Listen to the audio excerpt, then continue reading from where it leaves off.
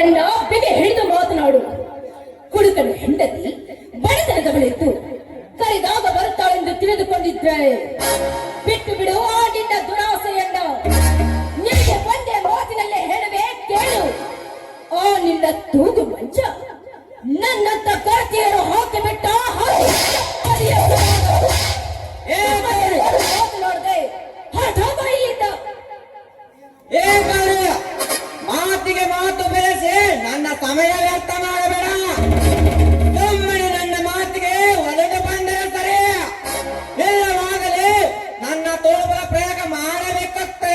ಎಚ್ಚರ ಎಚ್ಚರ ಹೇಳುವ ಹುಚ್ಚ ನೀನು. ಎಚ್ಚರ ಹೆಣ್ಣು ಒಲಿದರೆ ನಾರಿ, ಮುಡಿದರೆ ಮಾರಿ. ಇದನ್ನ ತಿಳಿಯದೆ ಬಂದದ್ದೇ ಆದ್ರೆ ಹರಕು ಮೆಟ್ಟಿನಿಂದ ಮಾತನಾಡಿಸಬೇಕಾಗಿದ್ದು ನೀ